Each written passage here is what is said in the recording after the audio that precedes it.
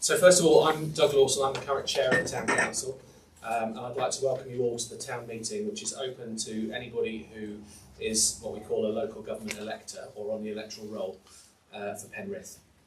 The meeting is much more informal than our Town Council meetings, but before we get into the presentation, there are a couple of things that are slightly more formal that I need to do. So first of all, we're not expecting a fire alarm, so if there is one, that means something's on fire, so you can make your way out there or there. If anybody needs the loos, they're also out there. If you just follow the corridor down there on the right. The minutes of the last annual town meeting, held on the 23rd of April last year, should be on your chairs. Can I just ask those present to just receive those? It's kind of a formality. Then we have a bit of a time for questions. We have had a couple of questions in from the public prior to the deadline, which enabled us to do a response this evening. If anybody has any questions after that, we'll endeavour to give you a written response after the meeting. So for the questions that we've had already, the first question was regarding Penrith Town Parish. It has a population of around 17,000 people, and the Town Council has 7 full and part-time staff. In Barrow, which has a population of 41,000, the Town Council has just 2 staff. How does Penrith Town Council justify so many staff for such a small population? So first of all, Barrow Town Council has only been around for about a year, and they are still very much in the early stages of deciding how they're going to operate. Penrith Town Council has been operating now for 9 years. It started in May 2015. Penrith Council does have 3 full-time staff and 4 part-time staff who've been employed over time to meet various service aims and responsibilities that we've identified. Each town council is an organisation in its own right, and we're not really able to provide comment on the makeup of Barrow Town Council at this point. It's not known how comparable the services and responsibilities are that they're providing at the moment. The next question is about the councillors on the town council. Of Penrith Town Council's current 14 councillors, how many were democratically elected through voter elections? How many elected uncontested, and how many were co-opted? All that information is available on the Westmoreland and Furness Council website. They are what's called the Elections Authority. Of the present 14 councillors, 8 of the seats were contested, 5 were uncontested, and 1 was a co-option when we had a gap after the elections in 2023. In terms of legal standing, all of those councillors become legally the same. They have the same responsibilities, and there's no difference there. One of the things that I'm going off script a little bit here, but one of the things that I very much would like to see is more seats contested. I think it's a shame sometimes when there's very few people who want to do something for their community, but I do understand that lots of people have got family and work responsibilities and other stuff. But it does arise sometimes that you have an election and there's just exactly the right number of people to fill the seats, in which case they're elected unopposed. And then the third question, of Penrith Town Council's current 14 councillors, how many reside or are on the electoral roll of the ward which they represent on the Town Council, i.e. they live in the ward that they represent? This one was a bit of an eye-opener for me, and we were scratching our heads earlier on trying to work out who it was, but apparently there's 1 councillor that currently lives in the ward that they represent. Obviously far more people living in Penrith, but only 1 that actually lives in the ward that they represent. The election law says that to be able to be a town councillor, you have to follow certain requirements. You have to either be registered as an elector in the parish, or you have to be occupied as owner or tenant any land or other premises in the parish during the whole of 12 months prior to the day of nomination and the day of election, or it can be that you are qualified because your main or only place of work during 12 months prior to nomination and election is within the parish. And then finally, we have a slightly larger catchment area, so for those that live in the parish area or within 3 miles of it are also qualified to be elected. So that's the questions. One more question. What assets does Penrith Town Council hold, control, manage in the West Ward? My first answer would be not enough. In Penrith West Ward, Penrith Town Council currently own the following assets: 2 allotments, Brackenborough and James Street, for those who know the area, 7 benches or seats, 3 in Little Dockwray, 1 on Brunswick Road, 2 on Musgrave Street and 1 on Norfolk Road, and a bus shelter in Newton Road. So that's the questions that we've had submitted in advance. Does anybody else from the public or anybody here have any other questions that they'd like answered before we move on? All quiet? Okay. In that case, I'll step to one side and welcome our guest speaker from the Penrith Business Improvement District. Very pleased to welcome Darren Broad, who is the chair of the Penrith BID, who's going to give a short presentation on what they do in the town. Over to you, Darren.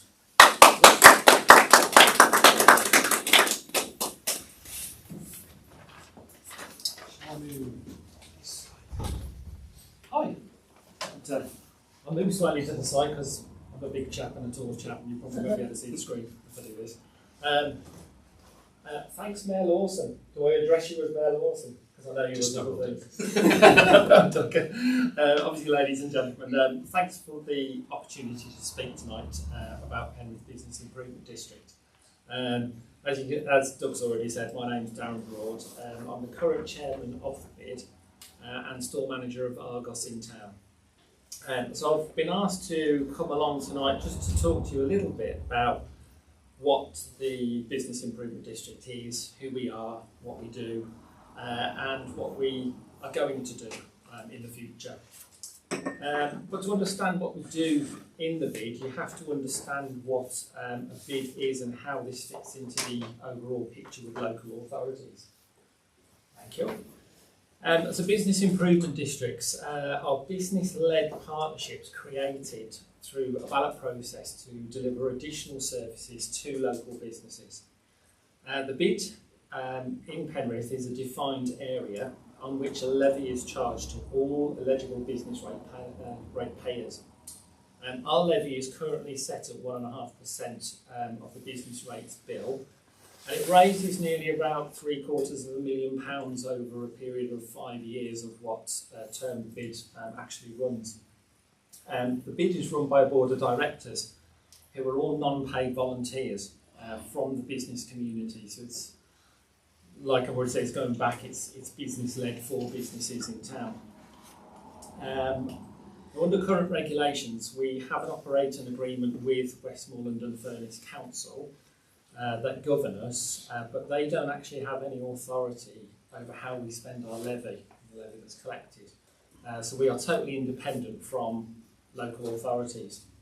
We run 2 key events each year, which is the summer planting in the town. That runs from sort of May through to sort of mid-September, depending on weather. And also the Christmas lights and the switch on event in sort of mid-November. We also own and operate the Discover Penrith website and all the social media that accompanies that. And that's done for the community and the visitors. So the BID really is a powerful tool for directly involving local businesses in local activities, and also allows the business community and local authorities to work together to improve the local trading environment.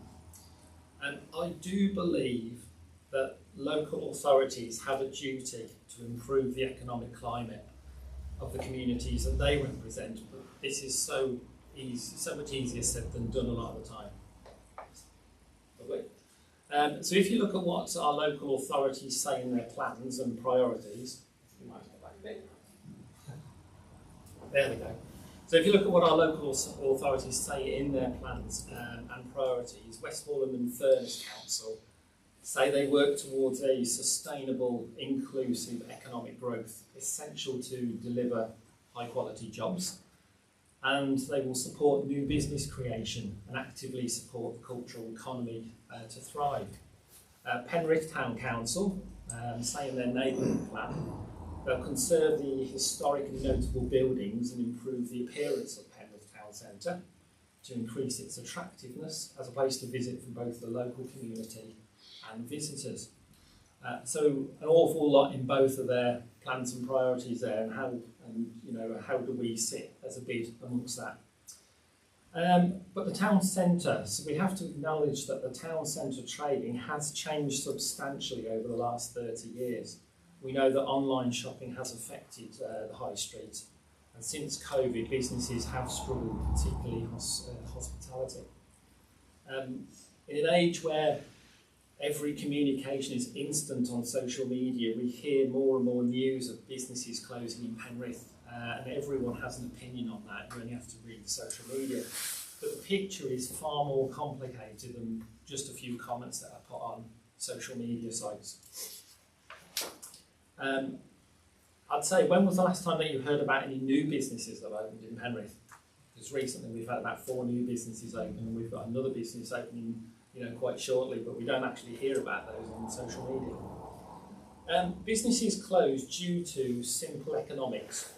If you have more outgoings than incomings, you're not profitable, and there you close, and therefore you close. One of the largest reasons why businesses close is because people don't shop with them. And in today's cost of living crisis, this means that more and more people shop online when the price is cheaper. The big companies have huge buying discounts. But overall, it's a complicated picture with other factors that are involved, such as rent and rates. Rates are generally fixed. Is the rate system fair in its current format? I would say no. But this is a cost that is reasonably stable and with few changes, and therefore businesses can factor this into their costs much more easily. I've already said that the high street has changed in recent years. Shopping's become nearly the second reason why people go to the high street to visit it. Today, the high street is much more about social aspects of people's lives. It's become more of a meeting place, a place for friends and families to visit, to meet up, to have a coffee, to have something to eat, to spend time together and enjoy it. So having a great town centre, as you can see on there, we've pictured a few things of our town centre. Having a town centre that is clean, tidy, inviting and interesting plays a huge part in the vitality of Penrith. If we get this right, everyone benefits. Businesses need customers to survive, otherwise they close. And the bid focuses much of its effort and funding on promoting and attracting new customers to the town, whether that's tourism or whether that's local residential. The flowers and planting in the town, the Christmas lights and the Christmas event with the tractor parade, that is all paid for by your businesses. We help to fund other projects and events that directly benefit the town centre, such as May Day and the winter droving.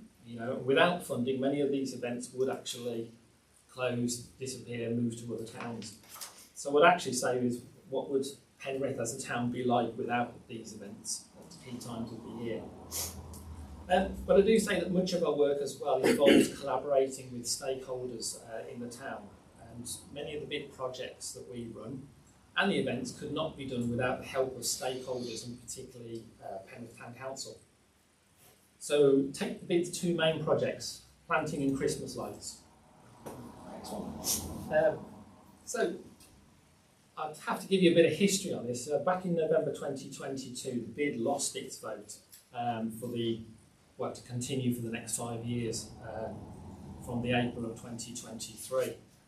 And at that point, the bid board was really concerned that Penrith would suffer economically from the disappearance of these 2 main projects in town. So much so that we immediately tabled a revote for June 2023. But what if the vote was a no in June? This is a vote that is only businesses vote on. It's not a public vote. So from January 2023, we worked quite closely with the Town Council to ensure the town would continue being planted for the summer and for the town to have the Christmas lights.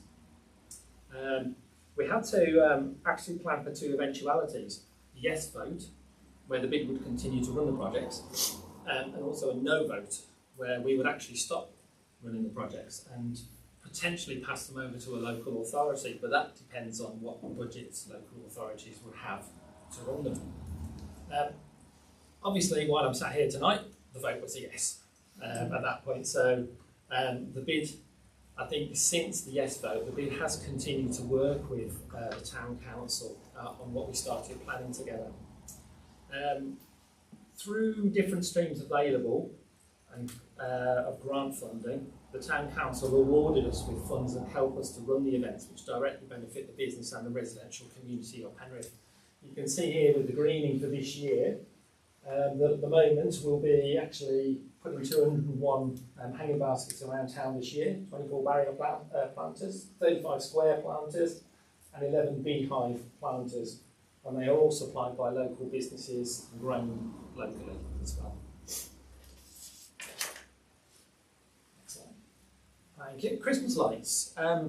So the Christmas lights and switch on event, to give you some context, the total cost of that event alone is around about £65,000 last year. Now, we asked for funding from the town council, which we was granted, and that was used to test and replace all of the town's infrastructure for the lights. So by that I mean things such as cross-street cables to hang lights up, the electrical work, the electrical boxes, etc., to make them or bring them up to today's specifications. If that hadn't been done last year by the town council, the lights would not have happened because we wouldn't have been safe and we wouldn't have anything to obviously plug them into. Next slide. So this is the actual Sparkle event. So we applied and were awarded some grant funding specifically for this switch on event, ensuring it went ahead on the day. And some of that funding is used for, again, some of the things that we actually need to run the event. There's a lot that goes on behind the scenes. The general community just see the actual event itself, but there's an awful lot of planning that happens prior to that stage. So all of this for ourselves is a good example of what the BID's role is in the community. We find that we collaborate with our partners, including the town council, to challenge processes and get things done. We feel that we are a major partner now that is actively consulted on projects affecting the town centre, and our views and opinions do matter now. And we also spend valuable money in Penrith for Penrith, and money that is not available from the councils. Next slide. So looking ahead, so since the yes vote last June, the BID has continued to deliver its established projects. We've been reviewing them to make them even better. One project at the moment, we are actually working towards it being self-funding as well by the time we get to the end of this current 5-year term. If we make sure that a project is self-funding, if there is no bid at that point, we know that that project will continue. Someone will be able to take control of it, but it would be self-funding at that stage. And this year's also been about getting the basics right. It's about setting up the bid for this next 4 years of work. We're also currently developing a new Discover Penrith app to work alongside the Discover Penrith website, which will also undergo a bit of a refresh this year and a rebranding this year. That's really, really key to attracting new people to Penrith, but also keeps the community, the local community, updated on what's happening within Penrith. Funding for this year's Winter Droving and May Day, along with other partners, has been agreed to ensure that those events go ahead. And summer planting of the Christmas lights will continue. As I've already said, the planting project, now that's planned virtually a year in advance. Most of that was signed off last year for this year. That's when the plants have to be ordered and the scheme planned out. And obviously since October last year, the plants have been grown ready to send out in May this year. The Christmas event, that was a bit of a test event for us last year. It's the first year that we ever did a tractor parade, which we think went down extremely well with the community. But we've come away from that with lots and lots of learnings from last year. So this year, fingers crossed, it's going to be bigger and it's going to be better this year. Next slide. So what are our plans for the future? So looking ahead on how the High Street has changed, events will be key to bringing visitors to Penrith and the community together. we must do something different, in Penrith. We want to explore the town centre as a pedestrian-friendly zone on a key trading day for businesses, which would be a Saturday. So we want to open a conversation with our partners, including the Town Council, to debate the viability of doing a test where we make the town centre pedestrian-friendly between the hours of, say, 10 and 4 on a Saturday throughout the summer.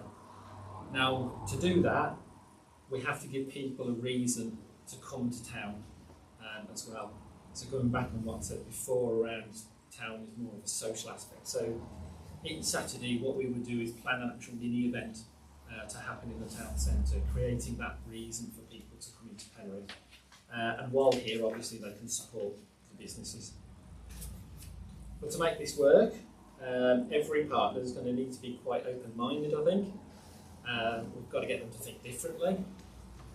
We've got to get them to, I would say, take a risk as well, because when you do something new, it is about taking risks, and also bring something to the table as well. I think one organisation can't make this happen. It's going to be a group of organisations that make it happen. We're also exploring the possibility of a new event for the spring and start of the visitor season, which is Penrith Goes Yellow.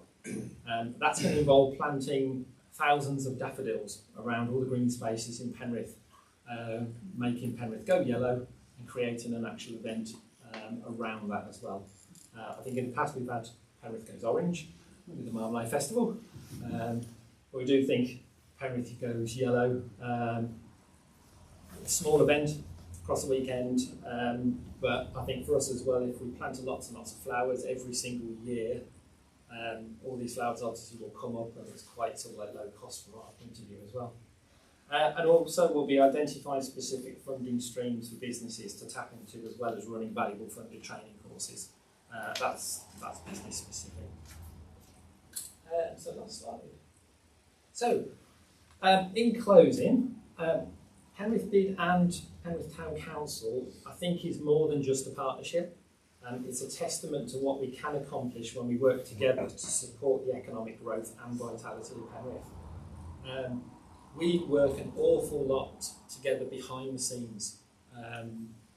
General residents, visitors, etc. see the end result, and most of what residents see is the culmination of probably 12 months of planning behind the scenes. Your businesses in town, they contribute a large amount of money to Penrith, which most people are unaware of. For that to continue, businesses need the support of the community. So what we ask really is for two things. Firstly, where you can, shop locally. And that keeps our independent shops open, and it ensures investment is put back into the town centre as well. I would also say as well that local independent businesses, they are absolutely fantastic at customer service, which is what you don't get online. Online is very clinical, send it back if you don't like it, but you can get some great customer service in our local independent shops. And secondly, spread the word and how important it is for communities to shop locally. Anyone goes on social media, etc., that's where a lot of people see this. Spread the word out that that's really important to our local independent stores. And that's it. Thank you very much. Thank you for inviting me along tonight, and I hope that gives you a little bit of an idea of Penrith Bid. I don't know if we've got questions, but if anyone wants to ask any quick questions, I can, or you can catch up with me at any time. You mentioned the difference between local shops and big nationals like do the big stores contribute to bid as well as this? Yes. Yeah, it's because the large nationals probably, well, they do contribute the most. They are exactly the same as the independent. They pay 1.5% of what their business rates are. And obviously, as the big nationals have the bigger premises, they pay an awful lot into the actual levy amount. Do they get anything from that? Probably no, is the short answer. So all the money that the big nationals put in actually benefits the community more in their eyes, and benefits the local independent stores, because a lot of the work that the bid does focus on local businesses rather than the big nationals. But I think the key thing to say there is both of them support each other. The big nationals tend to be the draw factor for people to come to a town. My company, Sainsbury's, people go shopping in Sainsbury's, so that's where they would go. They rely heavily on the local independent stores in a town, because the local independent stores give vitality to the town centre. They create the interest for people to stay in the local town as well. So the more independence we've got, in the eyes of the big guys, all better. Thanks. Thank you very much.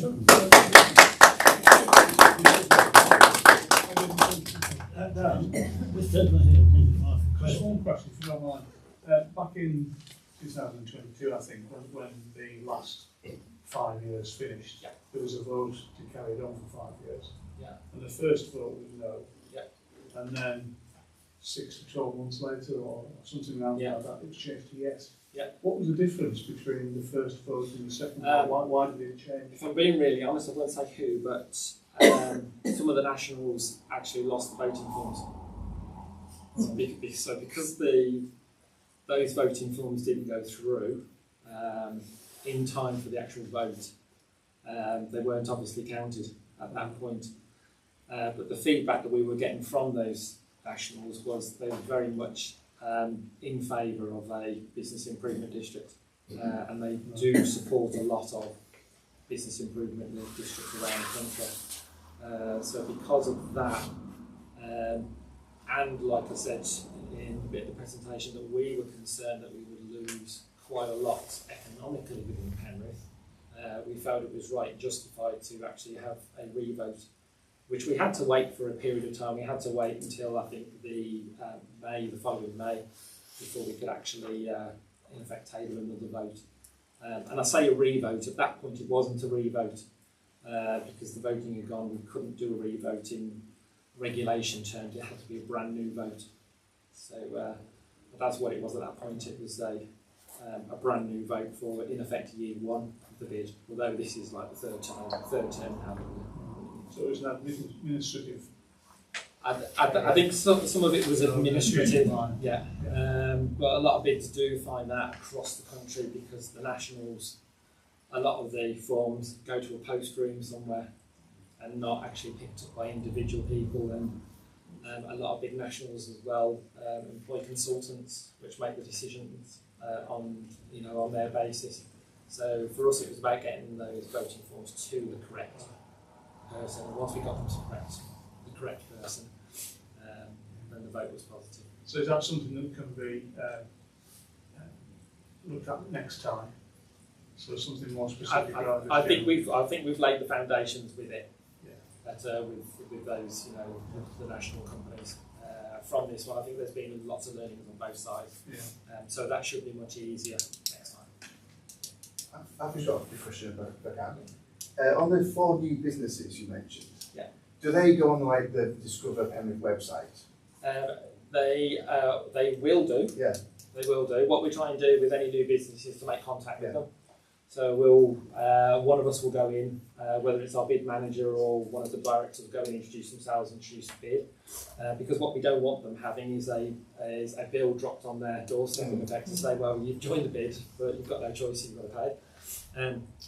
So we try and do that first. We'll send them details of how they can add all their details to Discover Penrith. But like I say, we are going to be revamping it this year and probably doing something slightly different. So could like if it was a new business day, like welcome this new business and have like a business, Yeah.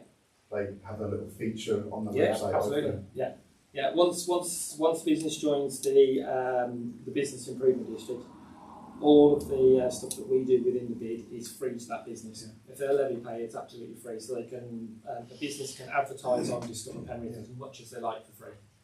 And so they can do every single week, every single day if they want to.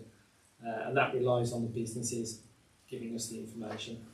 But certainly we would get them set up initially on that website. And like I say, it will change slightly this year with the new app coming in, that it will be slightly different to what we do now. But yeah, if you know any new businesses, tell them get in contact with us, and then we'll get all the details out. Can I just say, you're talking about making the town more attractive. On the other hand, we're seeing businesses close. We're seeing banks moving out of town, for goodness sake.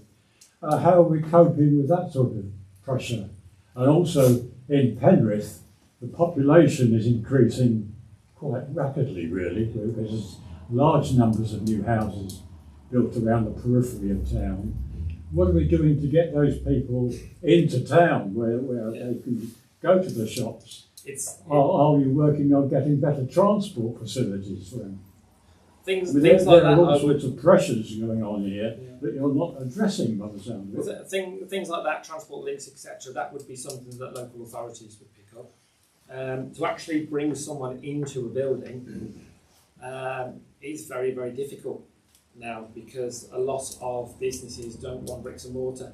Bricks and mortar come with loads and loads of costs, ongoing costs, etc. So that's why a lot has gone online.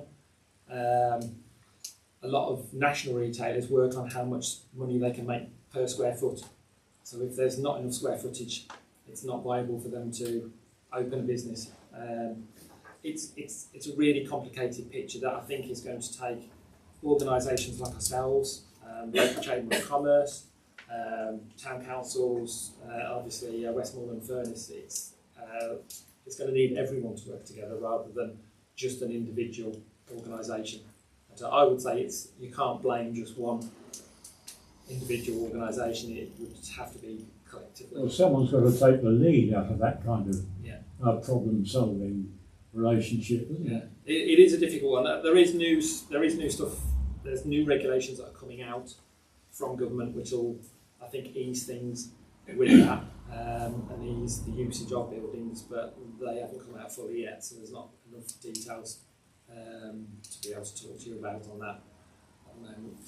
Those regulations haven't come out, but that will certainly help, I think, in the future, towns and cities to bring their high streets back. But like I say, high streets aren't always about shopping these days, it's more about that social aspect. So those are the things that we can influence rather than trying to make businesses go into a property, which is really, really difficult. It's a complicated picture, I would say. The Town Council at our last meeting made an agreement that we were going to work with Westmoreland and Furness to talk about a regeneration plan for the town. And I would hope that when we do that, we'll be looking at things like transport and all the other things that Darren's talked about as well, to see what we can do to revitalise the town. It's not an easy job. As Darren says, it's very complicated and involves a lot of people, but we'll do all we can to work with the bid and with Westmoreland. Yeah, it's complicated, but it's not exactly unforeseen, was it? No. We knew the population was going to increase, and we knew that there was going to be new housing built around the periphery of town. There was plenty of time to plan for better transport links. Our neighbourhood plan does look at a lot of those things as well, actually, and that's due to go to referendum soon. I'm assuming that, Ros, you've made a note of the question, have you? Yeah. Yeah, okay. Thanks, Darren. Thanks, Doug. I look forward to working with the bid. I'm a big fan. Okay, so I'd like to introduce a number of other groups, constituted groups, who've had grants off the Town Council during this last year. They're each going to come up and do a brief presentation about what they do and maybe how you can get involved and how our grant has helped them. If you're interested, we also have officers here tonight who can talk to you at the end about any grants that we have and whether they might be able to help you as well. So I'll start off with Penrith Football Club and Billy Williams. Would you like to come up and say a few words? Thank you. Where's Darren? Yeah.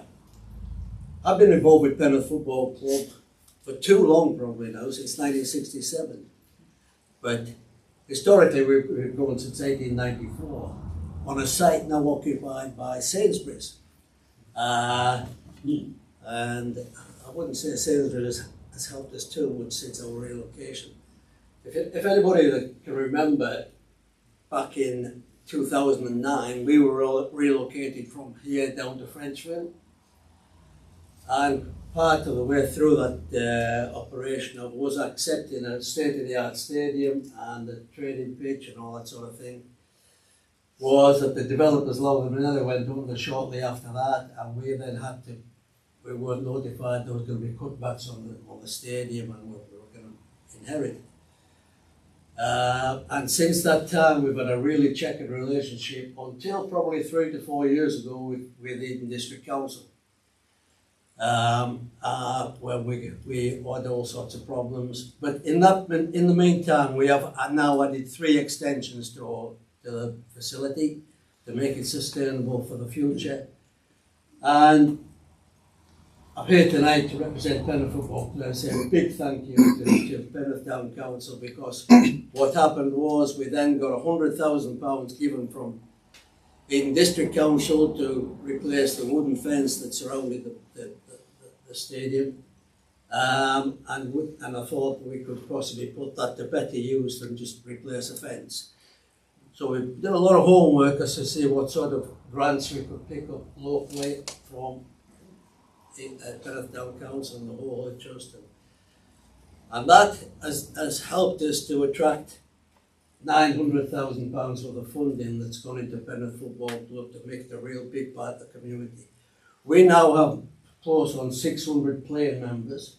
When we were relocated in 2009, we had 40 player members. So what I can say is we have diligently worked our socks off, if you like, to make it a success. We've been very, very fortunate that the ladies' side of things, as I think we all know, has taken off.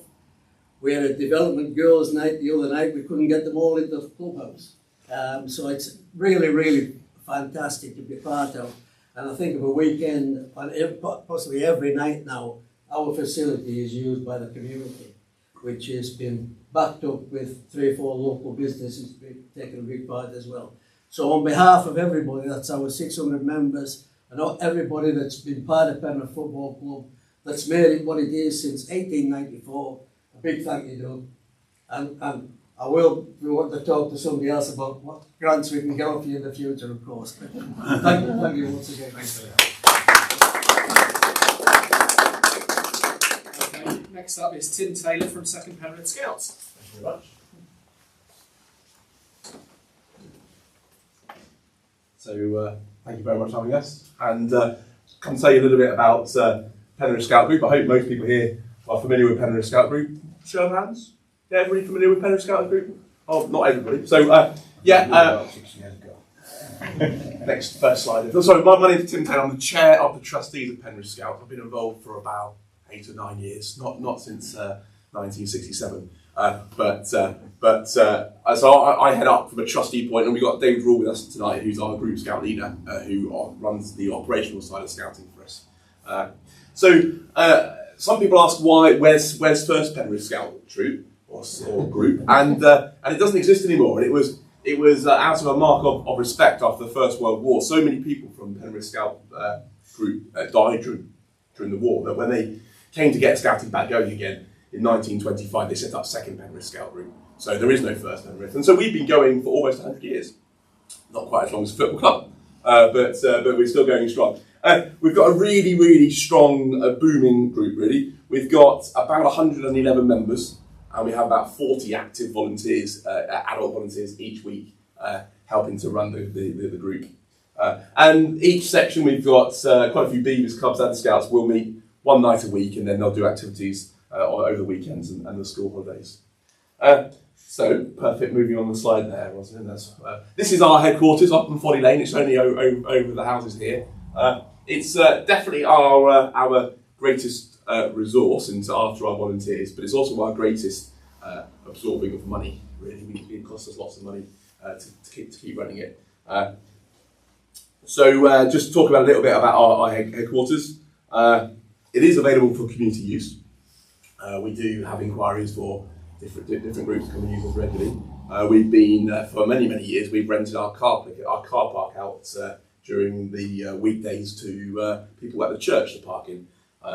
And it is also open for public hire, so we get groups who are travelling up country or doing a cycle ride or coming to the Lake District for the weekend who come and rent it for the weekend.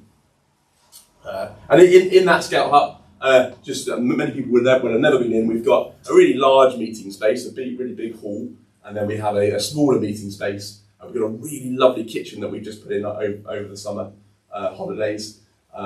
And then obviously the kit store where all of the kit is kept for the camping. Just the next slide, please, Rosalind. I feel like that guy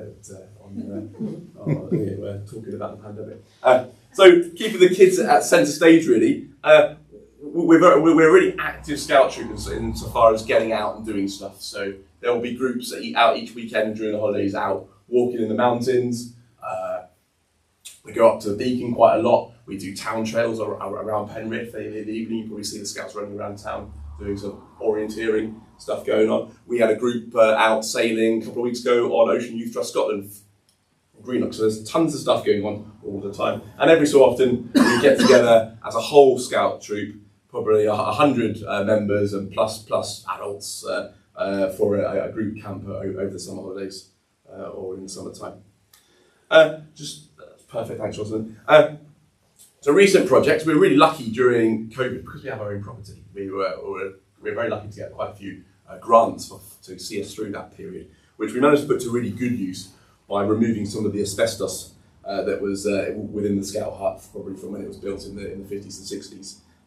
So we've done that project. Last summer we had a really successful project after raising money locally from different businesses to put a new kitchen into the Scout Hut, which means that we can get groups of young people cooking and learning some of those key life skills.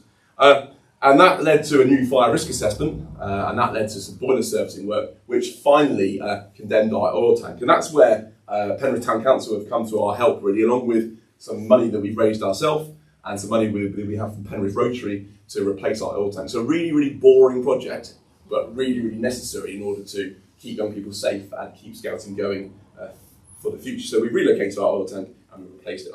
In a second, we won't move on yet. That's been the project we've done. In the future, we want to do some further work outside the Scout Hut at the back to extend the hard standing area so we have more working space for our ever-growing group. We've been really, people might have noticed that recently some ash trees at the back there got removed. So that's fantastic. That means we can now do some further work on our gutters, which have been kind of damaged by those trees over the years. We have some flooring to replace and some external decorations. So we can have the next slide, please, Rosalind. So this is our oil tank.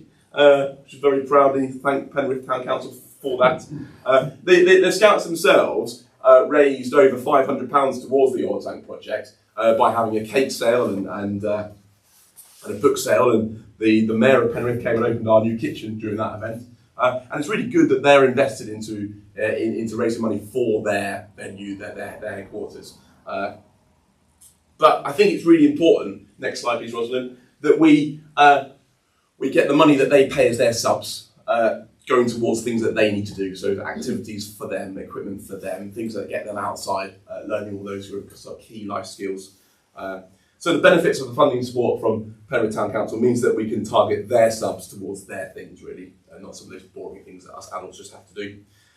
We want to keep scouting in Penrith accessible and inclusive to everybody, and we want to make it affordable but worth affording, and that's a bit of a balancing act, isn't it? Because we want everybody to be able to come and enjoy it and take the maximum benefit from it. Obviously, we have responsibilities as trustees of running a compliant community venue, so we have to keep that hut going.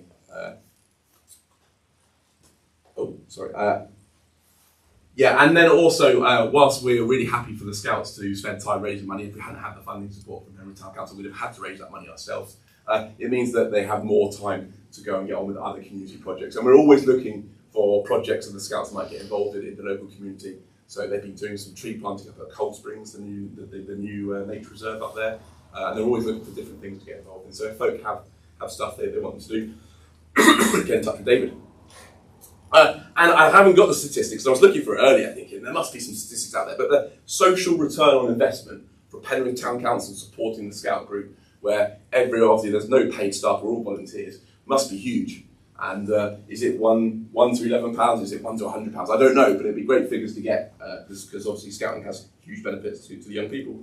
So last slide, please, Rosalind. So just a big thank you really to Penrith Town Council and to all the people that support scouting in Penrith. Thank you very much.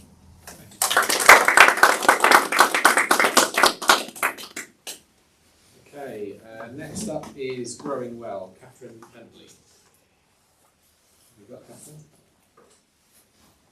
I'm guessing not. Okay. Penrith Swift Group, Susan Rowlands. Sorry to be ignorant, but I've got another meeting I must rush away to. I'm sorry about that. Thanks very much, everybody. I'm Sue Rowlands. I set up the Penrith Swift Group in 2022 when I heard of the drastic decline in Swift numbers around the country. Swift numbers have decreased by about 60% over the last 20 years nationwide, but specifically in the northwest it's more like 80%. So I wanted to raise awareness. I wanted to encourage people to put up external Swift nest boxes to help provide breeding opportunities for the swifts in the summer. And we've been running walks and talks, and the grant that we received from the Penrith Council, Town Council, allowed me to invite Edward Mayer, who's an internationally recognised Swift expert, to come and talk to us in Penrith. He has been running the Swift Conservation Advice Service for the last 20 years, and more recently he's been travelling the country, meeting with planners and architects, giving advice about how to improve our urban spaces for biodiversity and wildlife. So he reminded us that, in fact, our towns and cities are often more biodiverse than our countryside these days. And he gave lots of hints and tips as to how we could improve our own gardens and our green spaces. Apart from the nest box, external nest box installations that we've been doing, and I've put up about 280 since we first started. I've now started to go and talk to builders and developers, because it would be a real game changer if they would install Swift nest bricks into their new developments. We've already heard how there's a lot of new development and home building going on around Penrith, and if every house had a Swift brick or a universal bird nest box in it, it would be a huge opportunity to improve the biodiversity of those developments. And I was wondering whether that was something that the Town Council could perhaps help us with if you're making comments on planning applications, suggesting that the developers incorporate nest bricks. That would help us enormously. I've had one positive response from a builder so far when Story Homes have agreed to include 196 nest bricks in their planning application, which is still to be approved, but if it is approved, I would hope very much that they remember to put these nest bricks in. That would be a huge help, not only for swifts, but all the cavity nesting birds, blue tits, great tits, sparrows, starlings, whatever. Thank you very much for your help anyway. Thanks, Susan.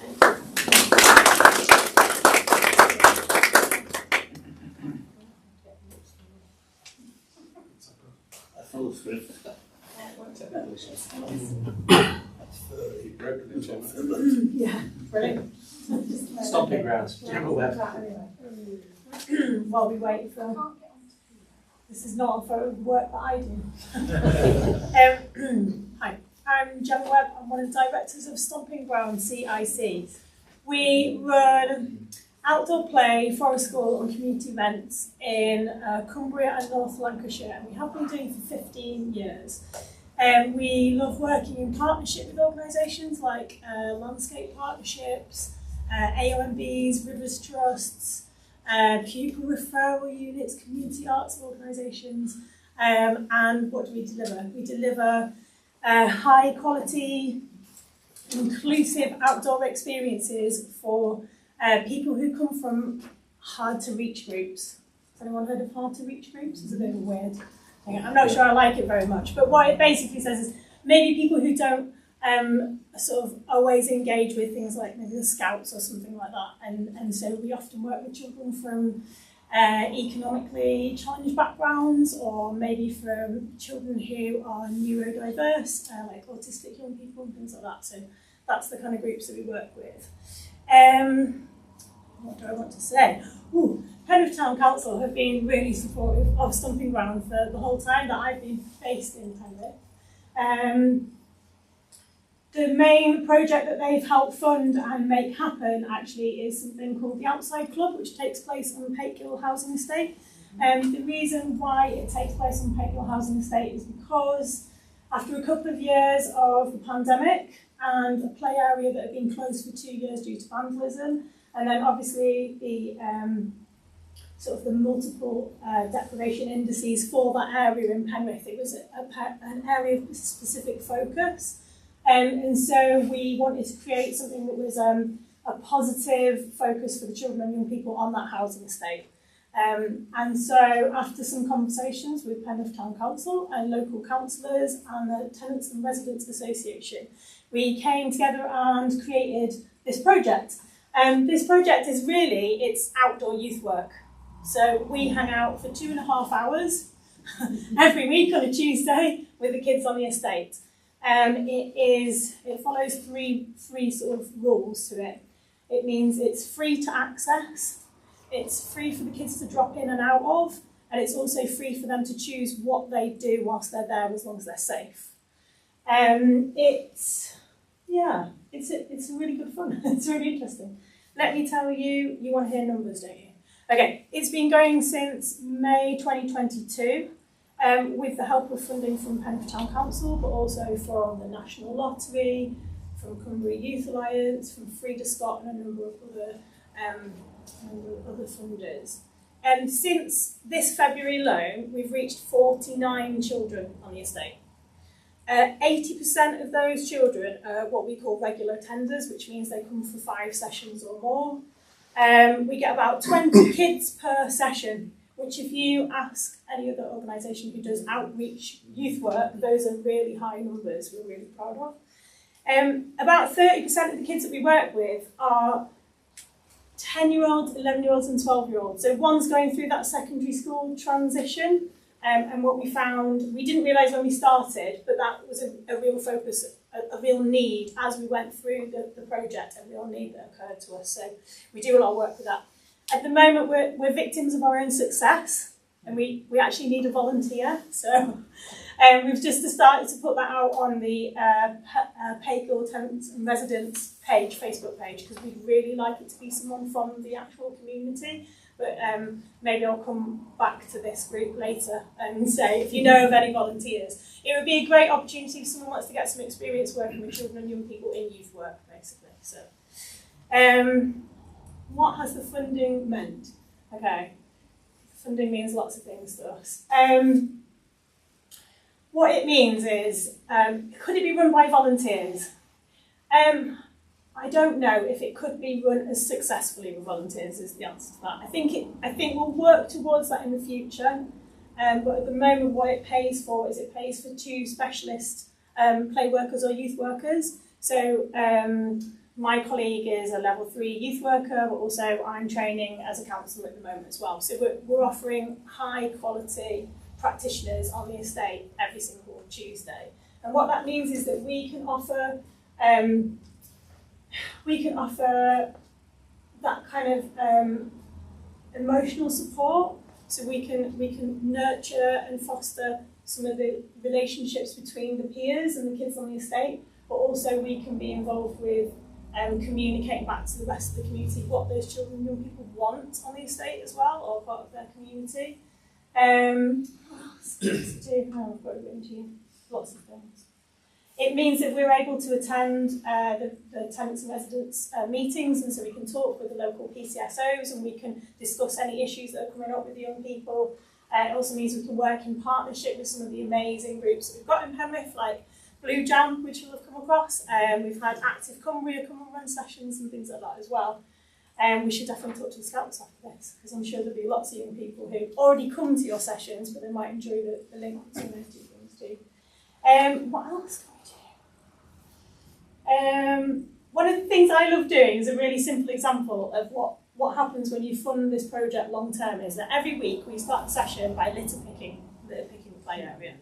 It's a really simple thing, and we ask the kids if they want to get involved. We don't make them get involved, but we ask them, and often they do. Sometimes they get too enthusiastic, and we've actually had to take things to the skip before because they pulled too much out of the hedgerow. But what it does long term is it means it role models for those kids looking after the space. It also sort of gets them involved with the idea of connecting with their green spaces. And then long term, what we've seen happen is the Tenants and Residents Association have got really involved with funding the refurbishment of the play area. It also means the parents have got a safer place because there's less dangerous litter on the estate just from us coming and doing that.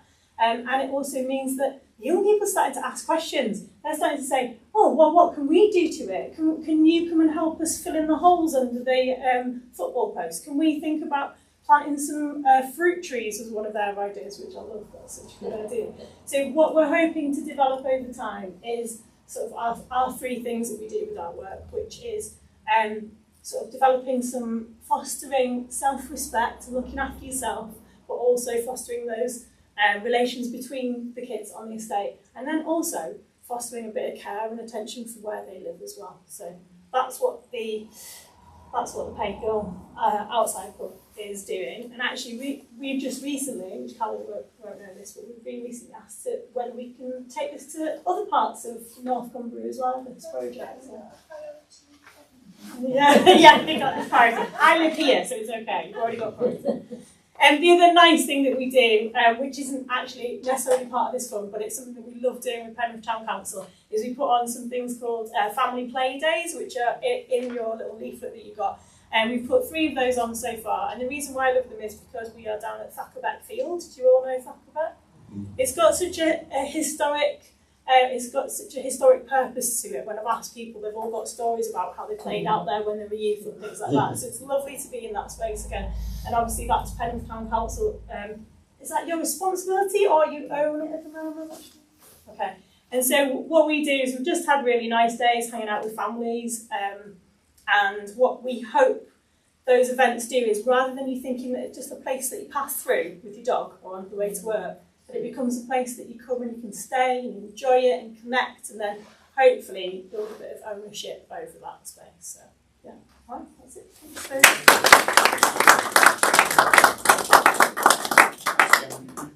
I need to have a conversation with you about Carl Meadows at some point. Oh, Right, next up is Amelia, who I've not seen from the Riverside group. No. And then David Harrison from the Rotary. I'm David Harrison, I'm from Penrith Rotary. I'm here today as well as coming for the meeting, and also here to thank Penrith Town Council for the generous grant of £372. This is towards the cost of the planting in the area of St Andrew's Churchyard. To give you more information on that, the area concerned is the south-east corner of the St Andrew's Churchyard. We call it Rotary Garden. It's a seating area, probably people recognise down there. For historic reasons, this land used to belong to Eden District Council, and now I guess belongs to Westmoreland and Furness. She's wrote everything. Anyway, so Penrith Rotary have got an informal agreement to do work on this site. And this has been an ongoing project which started in 1977 and was revived in 2022 when we left a legacy from Estelle, actually one of our members. So the current phase of the work, which we're talking about today, is to produce that beautiful show of purple crocuses that were in the spring. They came out really well.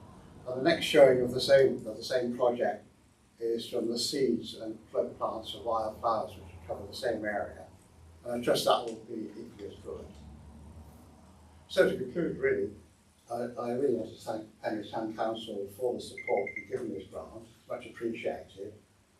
It's much encouraging that our efforts are valued and recognised. That's important to us, really. That's it. But I could say at Penrith Rotary we've got plenty of projects, and we welcome new volunteers who'd like to get engaged in, and we're welcome for new members. Okay, thanks.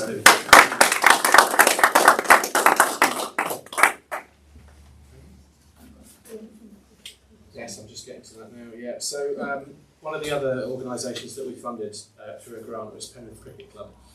Sadly, they weren't able to join us this evening, but they've sent me something to read out on their behalf, which I will then. So it's Penrith Cricket Club's report. Penrith Cricket Club was formed in 1866 and has been at their home at Tynefield Park since 1907. Currently, they run 3 senior teams, a Colts team and several junior teams. Last season they introduced girls training and disability cricket, and these are 2 key aspects of a detailed development plan. In addition to playing a key role by providing opportunities for cricket participation, they're increasingly becoming a significant contributor to community life in Penrith and the surrounding areas.